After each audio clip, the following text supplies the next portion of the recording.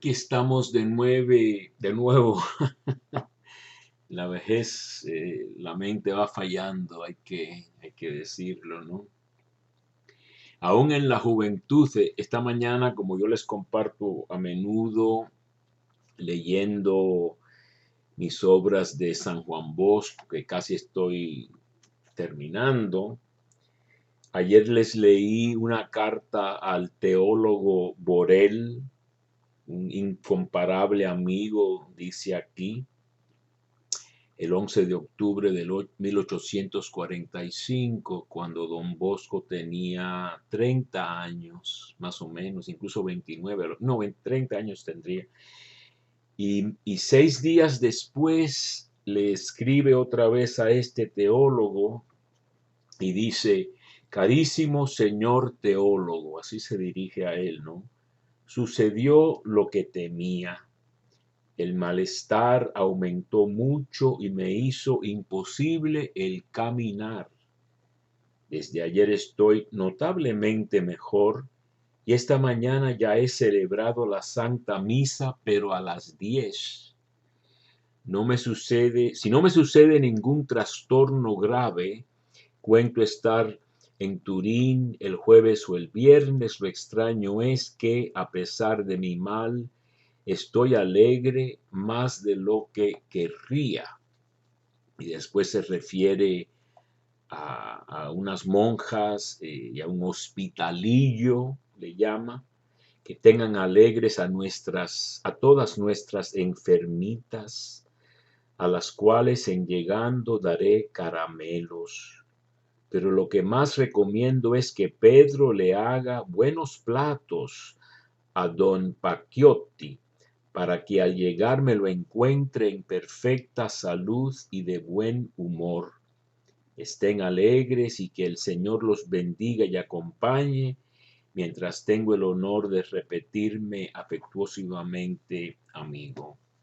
Así que fíjense las preocupaciones de esa época por la comida y por la salud. Aún a los 30 años, Don Bosco está que no puede ni caminar, en cama. Vive hasta otros 43 años, ¿no? Muere a los 73 años más o menos, pero no es fácil la vida. Yo después hoy les hablaré un poquito, les recitaré una oración yo le llamo Sor Isabel de la Trinidad. Fue canonizada hace unos pocos años, ¿no? Y es también un poco un cuento de esperanza, porque me tocó 38 años ir a visitarla, ¿verdad? Pero estábamos viendo este capítulo 11 de la carta a los Hebreos, que trata como título más o menos la fe, pero en verdad trata también de la esperanza, ¿verdad? Y como yo tantas veces he hablado, no es un repetir, es un recorrer las escrituras, toda la historia que nos ha dejado Israel, de tantas pruebas, ¿verdad? Desde el primer asesinato de Abel, que está mencionado aquí, después este interesante Enoc, que tendremos ocasión de hablar de él en otra ocasión. Es más complicado eso, pero es un personaje muy importante para los que quieren realmente estudiar la Biblia. Y entonces Noé, que representa este nuevo comienzo después del diluvio. Dios hastía, ¿no?, de haber creado al ser humano con sus pecados y decide destruir la tierra completa, ¿no? Como con un lavado de agua, ¿no? El diluvio. Pero una vez terminado el diluvio, comienza de nuevo el pecado, la torre de Babel, que es un acto de arrogancia, querer llegar al cielo para ser famosos, dice Génesis 11, y es cuando Dios confunde las lenguas de las gentes, ¿verdad? Para que no nos entendamos unos a otros, etcétera.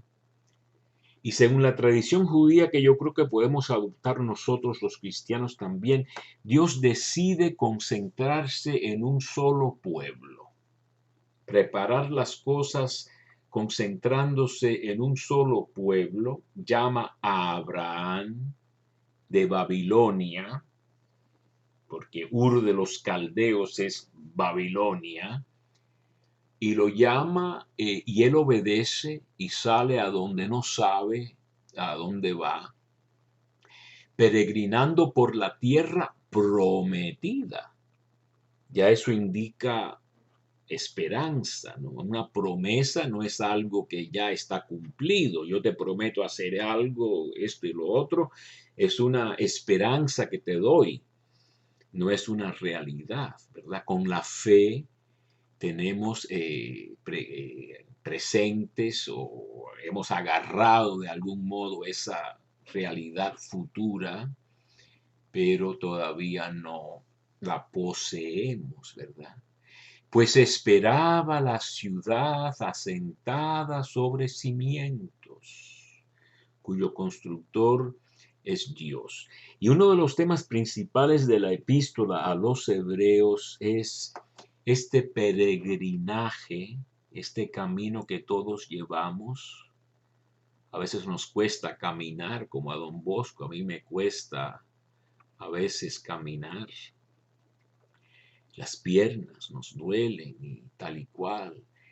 Entonces es un camino que puede ser largo. 38 años es un número bíblico interesante.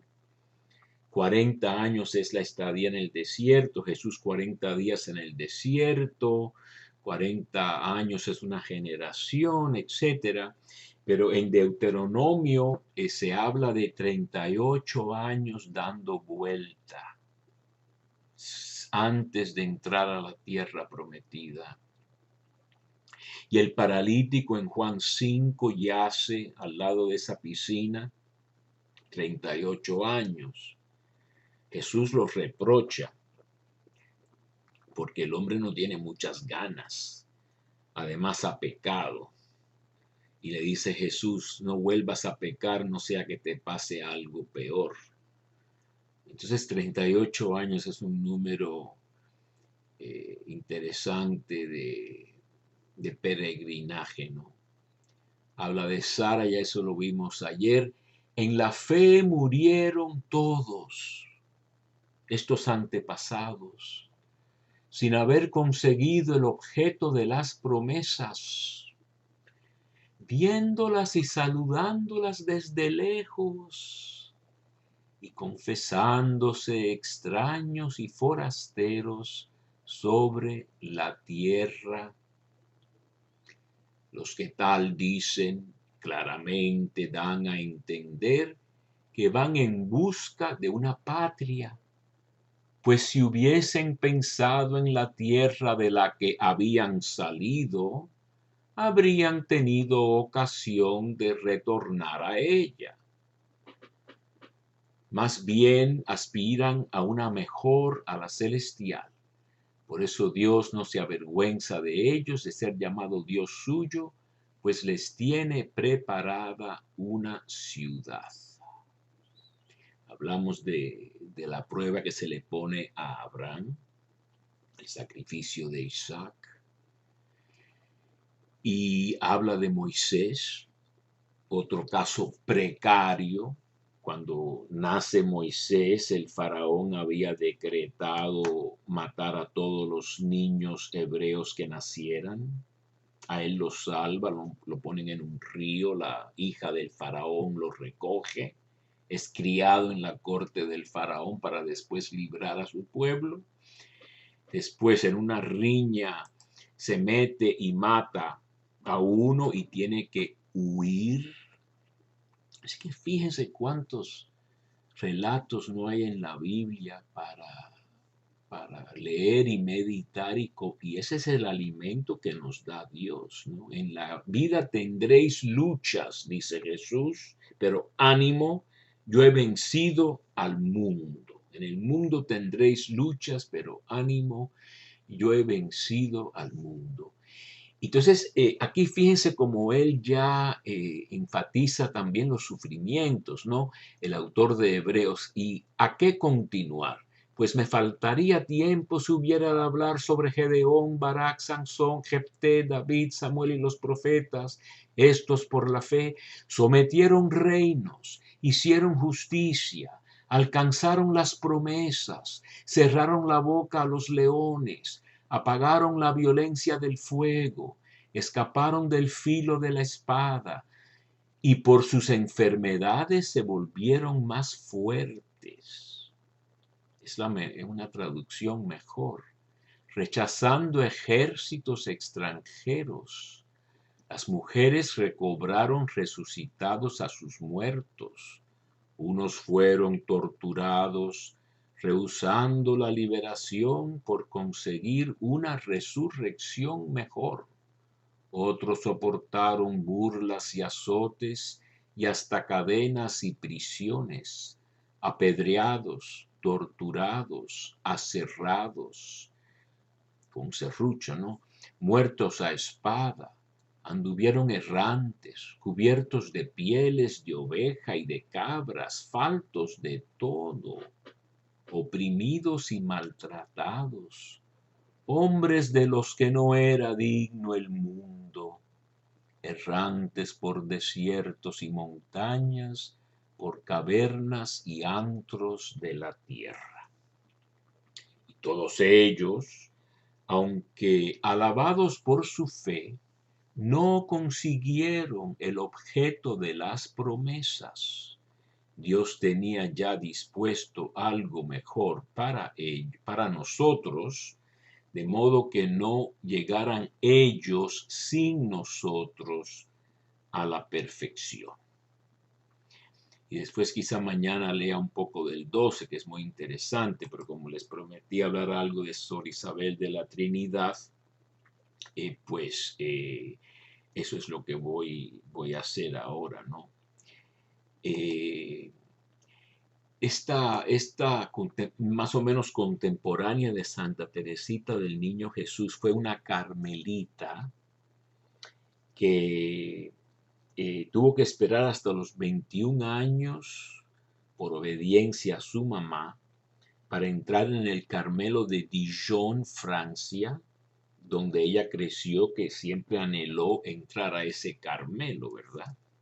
Pero la madre, un poco, bueno, era viuda y un poco mandona, ¿no? Un poco egoísta, le prohibió apartarse de su lado hasta que cumpliese 21 años y a los 21 años directamente entró y en 5 añitos se santificó enormemente. Ella había cambiado mucho en su primera comunión a los 8 años. Tenía un carácter fogoso, irritable, enojado, una muchacha dificilísima antes de la primera comunión. Y después de la primera comunión dio un cambio increíble y era todo amor. Y en este convento de Dijon que yo tuve la dicha de visitar después de 38 años, aunque no era el mismo de ella, sino uno trasladado a las afueras de Dijon, en Flagey-Nerot, ella en ese convento de Dijon se santificó y le vino una enfermedad que se llama el mal de Addison, que es el mismo mal que tenía el presidente Kennedy de Estados Unidos, pero ya cuando se podía curar o controlar mucho. En el caso de Isabel no se podía hacer nada. Así que no podía ni tragar agua. Quizá un hielito de vez en cuando, un chocolatito. Estuvo sin comer meses y meses sin la comunión. Pero ella ya vivía en el cielo, ese es el secreto, ¿no? Quizá tenga que seguir mañana. se acaba el tiempo, pero ella vivía ya en el cielo. En su alma la Trinidad habitaba, por eso se llamaba Isabel de la Trinidad. Y entonces yo creo que mañana tendremos que seguir hablando de ella.